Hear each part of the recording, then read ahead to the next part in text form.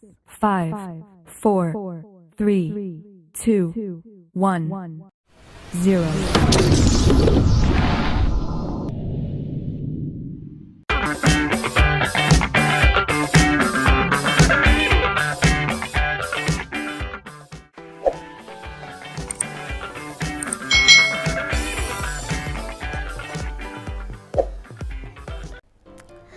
Hai hai hai, selamat datang di channel YouTube Kak Citra.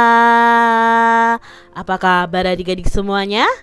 Kak Citra berharap kalian dalam keadaan yang baik, sehat, dan siap untuk belajar.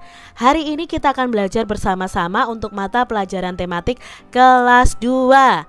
Kita belajar di tema 8, keselamatan di rumah dan perjalanan, subtema 3, aturan keselamatan di perjalanan, pembelajaran yang kelima. Mari adik-adik kita belajar dengan penuh semangat ya. Adik-adik, Udin dan teman-temannya bermain kasti. Mereka bermain di lapangan. Jalan menuju lapangan itu melewati jalan raya. Jika berjalan di jalan raya, kita harus mematuhi aturan yang ada ya adik-adik. Nah, di sini ada gambar nih adik-adik. Amati gambar berikut ini dengan teliti. Ini adalah aturan ketika kita berjalan kaki di jalan raya. Apa informasi yang kita peroleh dari gambar tersebut adik-adik? Nah, informasi yang kita peroleh dari 4 gambar ini adalah tentang aturan ketika di jalan raya ya, ketika kita berjalan di jalan raya. Lalu apa saja nih aturan berjalan di jalan raya yang kalian ketahui? Nah, aturan yang ada di jalan raya yang harus kita ketahui, yang pertama adalah kita harus berjalan di trotoar seperti ini adik-adik ya. Lalu berikutnya ketika menyeberang itu kita bisa melalui jembatan penyeberangan atau melewati zebra cross, dan menyeberangnya itu saat lampu lalu lintas berwarna merah adik-adik. Ya, ini ya aturan ketika kita berjalan di jalan raya. Adik-adik, di sini kita akan bersama-sama menuliskan hasil pengamatan tadi. Misalnya aturan yang harus dipatuhi, yang pertama berjalan di trotoar, lalu menyeberang di jembatan penyeberangan, menyeberang di zebra cross, dan menyeberang saat lampu lalu lintas berwarna merah adik-adik. Nah, sekarang adik-adik coba ajukan pertanyaan berikut dengan lafal dan intonasi yang tepat kepada teman kalian. Yuk kita baca kalimat tanya ini ya adik-adik yang diajukan oleh Udin.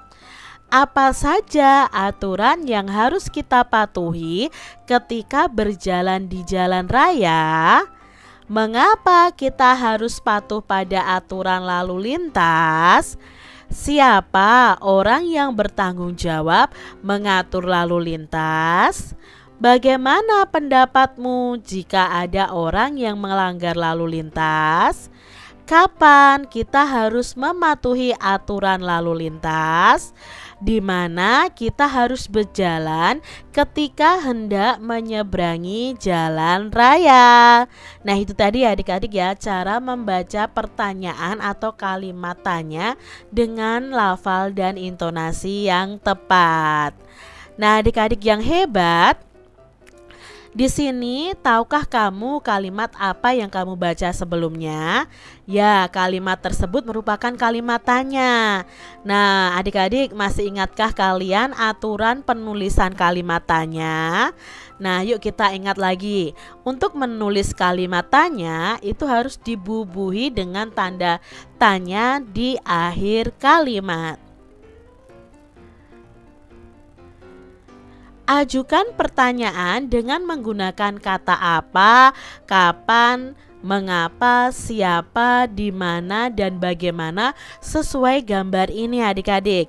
Nah, contohnya ya adik-adik ya, dari gambar ini kalimat tanyanya seperti ini. Apa yang terjadi pada pengendara sepeda motor? Kapan peristiwa jatuhnya pengendara sepeda motor tersebut terjadi? Mengapa pengendara motor tersebut jatuh? Siapa nama yang menolong pengendara motor yang jatuh? Di mana lokasi peristiwa pengendara motor tersebut jatuh? Dan bagaimana pengendara motor tersebut terjatuh? Itu contoh kalimat tanyanya ya adik-adik. Nah, Udin dan teman-teman tiba di lapangan. Udin dan teman-temannya siap untuk bermain. Amati gambar berikut dengan teliti. Nah, di sini Udin dan teman-temannya itu belajar melempar dan menangkap bola. Coba ya adik-adik ya, kalian belajar melempar dan menangkap bola ya. Kegiatan melempar dan menangkap bola kasti dapat dilakukan dalam permainan. Nah, kalian bisa memainkan permainan bola kasti adik-adik ya. Kalian bisa memukul, melempar, dan menangkap bola. Sekarang lakukan permainan bola kasti seperti gambar. Nah, ikuti petunjuk berikut dengan baik adik-adik. Yang pertama, lakukan dulu nih latihan melempar dan menangkap bola seperti gambar sebelumnya tadi ya. Nah, setelah kalian mahir, lakukan permainan bola kasti secara berkelompok. Bagi teman kalian dalam 2 kelompok ya. Tentukan kelompok yang akan melempar terlebih dahulu. Gunakan hitungan 1, 2, dan 3 sebagai tanda permainan dimulai. Nah, jika ada anggota kelompok yang berhasil melempar bola dan mengenai kelompok lain, maka dilakukan pergantian yang melempar. Seperti itu ya adik-adik ya, bisa kalian praktekkan bersama dengan teman-teman kalian. Amati kembali gambar Udin dan teman-temannya bermain bola kasti. Udin dan teman-temannya ini berbeda jenis kelamin. Mereka juga berbeda suku bangsa loh adik-adik. Walaupun berbeda, Udin dan teman-temannya itu bermain dengan akur, dengan rukun. Nah, ini pantas ya dan patut kita tiru adik-adik. Bermain rukun dengan teman ya. Nah, adik-adik, sikap mereka ini mencerminkan sikap hidup rukun dalam keberagaman. Sikap hidup rukun merupakan wujud persatuan dalam keberagaman.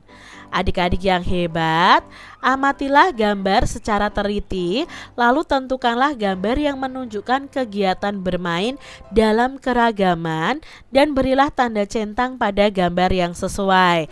Nah, di sini ada gambarnya, mari kita beri tanda centang adik-adik. Mana yang merupakan kegiatan bermain dalam keberagaman?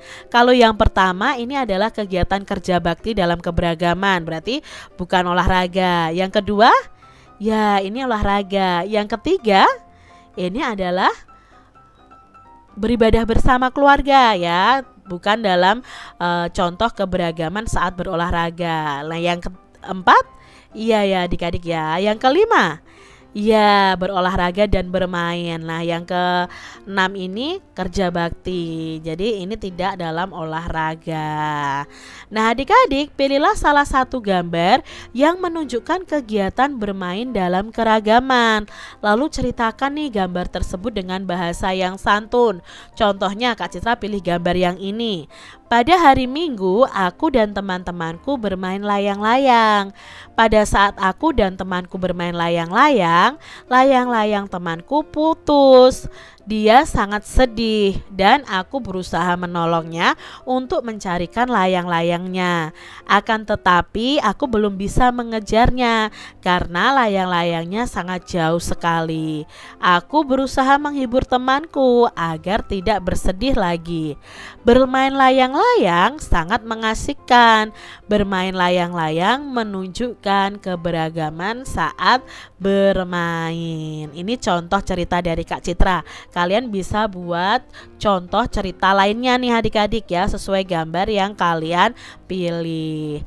Demikian tadi adik-adik pembahasan kita di tema 8 subtema 3 pembelajaran yang kelima. Semoga video pembelajaran ini bermanfaat ya untuk adik-adik semuanya, dan sampai jumpa lagi lagi di video pembelajaran Kak Citra selanjutnya. Tuhan memberkati.